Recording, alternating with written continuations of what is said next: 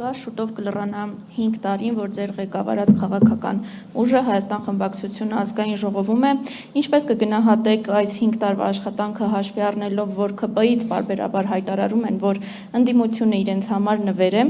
եւ երկրորդ հարցը օրվա իշխանության հակաեկեղեցական, հոգեվորականների դեմ այս արշավը երեք հասավ ԵԽԽՎ, ԱԳ նախարարը հայտարարեց, որ հոգեվորականները բռնի ուզում էին վերցնել իշխանությունը, ինչ վտանգներ եք տեսնում այս հայտարարություններում եւ ըստ ձեզ ինչու համար են արվում նման ամբիոններից։ Արտգործնախարարի հայտարարությունը ուղղակի անբարոյականություն էր։ Սենց լուրջ մեղադրել եկեղեցին, որ եկեղեցին փորձում է իշխանություն վերցնել, ուղղակի աբսուրդ։ Իշխանությունն է արձակվել եկեղեցու վրա եւ տպավորությունը այնպեսին է, որ այդ կոպիտ ասած կապրեմոնտի տրամաբանության մեջ է մտցրել եկեղեցին, որ կարելի է մտնել, փոխել եւ ազնական օգտագործան ինչ որ բան ունենալ եկեղեցի։ Սա է նպատակը։ Ինչու է նաեւ նման կարգի արձագանքները որոշտեղ բավարար հակարված չի ստանում նաեւ Եվրոխորհրդարանում, Եվրոխորհրդում էլ եւ Եվրոխորհրդում եւ Եվրոխորհրդարանում խնդրեմը ավելի շատ աշխարհաքաղաքական։ Նայեք, օրինակ այսօրվա դիվանագիտության ղեկավարը եվրոպական Կայա Կալասն է։ Ինքը եղել է նախկին Էստոնիայի վարչապետ։ Հիշում եք, թե չեք հիշում, թե չգիտեք դա բան։ Ինքը եղել է Էստոնիայի վարչապետ։ Եվ վարչապետ եղած ժամանակ նայեք ինչ հայտարարություններ էր անում։ Կոնկրետ մեջբերում է, որ Ռուսաստանը պետք է մասնատել 3 մասի։ Ուսեն փոքր Էստոնիա 1 միլիոն բնակչությամբ։ Ռուսաստանի հարևանությամբ վարչապետը այդ երկրի հայտարարում է, որ Ռուսաստանը պետք է մասնատել 3 մասի։ Սենց ժամանակին երևի այդ Բժեզինսկուն գիրքն է կարդացել, այնտեղ ինչ որ նման գաղափարներ նա գրել։ Դու լավ հարևան երկիր, փոքր երկիր։ Այդ մեծ այդ հսկայական երկրի ո՞նց է բաժանում 3 մասի։ Դու քո երկրի անվտանգության մասին ընդհանրապես մտածում ես, թե չես մտածում։ Հիմա այդ հոգեբանություն ունեցող մարդը դառել է Եվրոմիության համար 1 դիվանագետ։ Եվ նույն թեմայի մեջ է։ Ես ինչի համար եմ այս օրինակը բերում։ Որտեվ սա պրոբլեմ է արդեն դառել եւ բոլոր հայտարարությունները, որը գալիս են Եվրոմիությունից, ոնց լրիվ այլ աչքով, այլ անկյան տակ է պետք նայել։ Քաղաքականացված, ծայրահեղ աստիճանի քաղաքականացված հայտարարություններ են, որոնք շատ դեպքում իրականության հետ որևէ առնչություն չունեն։ Եվ Եվրոխորհուրդն այս վիճակում այսօր եւ Եվրոմիություն։ Սենց բանա մտել իրենց մեջ, որ Ռուսաստանը ամենից մեծ խնդիրն է եւ այնինչ Ռուսաստանի դեմ է, մեզ համար լավ է։ Այդ բանաձևն է այսօր աշխատում։ Իմիջիալոց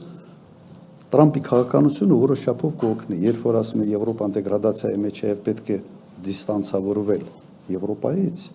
սա բերելու է մեկ բանի։ Հենց եվրոպացիք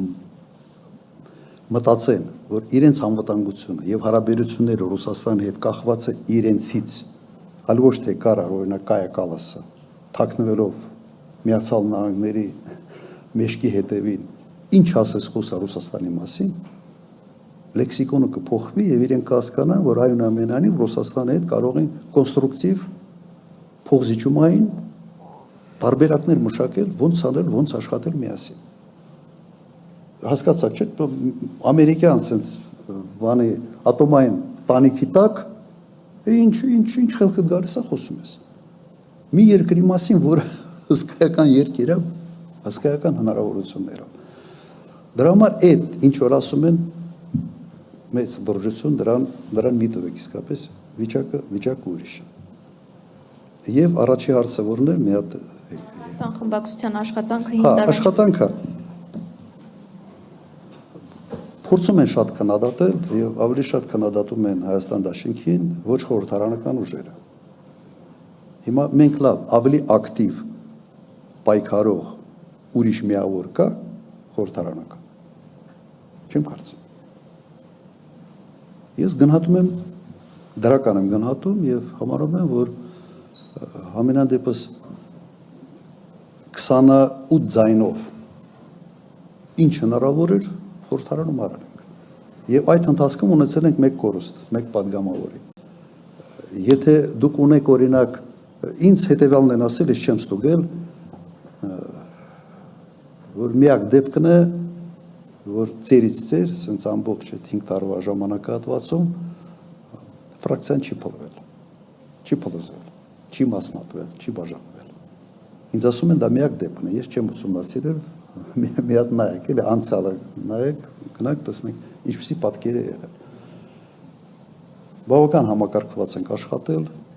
կարելի էր ավելի լավ, ենթադրում եմ, որ կարելի էր։ Միշտ էր ասենց մարտական տրամադրությունը, մեկ-մեկ օրինակ Ֆրանսիայի հրապարակից հետո ասենց անկումային մի շրջան կար։ Մարդիկ են,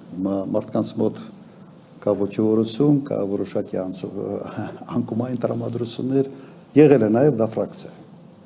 Բայց հիմա բավական մարտական եւ պատրաստ ենք նաև ընտրություններին գնալ, թարմացված նաև կազմով։ Իսկ այդ դեպքում ինչի համար են իշխանությունը ԿՊ-ի падգամավորները պարբերաբար հայտարարում են, որ ընդդիմությունն իրենց համար նվեր է։ Բա ինչ ասեն։ Ասեն լավ ընդդիմություն, հա։ Դուք սպասում եք, որ կարող է ԿՊ-ն ասի ընդդիմությունը լավ ընդդիմություն է։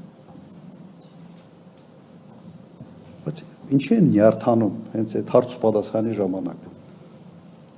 Նայեք, եթե իրենց առաջնորդը ինքը չտիրապետում ինքը իրեն, ոնց պիտի ինքը իրեն չտիրապետող մարդը պետության Հայաստանի Հանրապետության ղեկին նստածն է։ Բայց սա է պրոբլեմ, այդ հարցը ամեն մեկը պիտի իրեն տա, չէ։ Այս մարդը ինքը իրեն չտիրապետում։ Այդ նույնն է, որ դուք մի հարց տակ կամ օրինակ ստեղ եղել են, չէ, բավական ասած բարդ հարցեր։ Ես հիստերիկաների մեջ մտնեմ, այս սեղանը շուրջ տամ, չգիտեմ, այս կոֆեի բաժակը վերցնեմ, մեկի վրա գցեմ, այս ինչա գլխները պատով տվեք, չգիտեմ, ինչ կմ։ Նորմալ է։ Ինձ որևէ մեկը ձեզանից տեսած է, ասենց հունից դուրս եկած։ Կարծում եք ես էմոցիա չունեմ։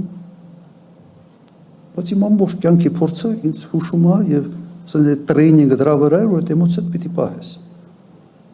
Բայց կարգ ու կանոն պիտի վիճակ լինես հաստատել։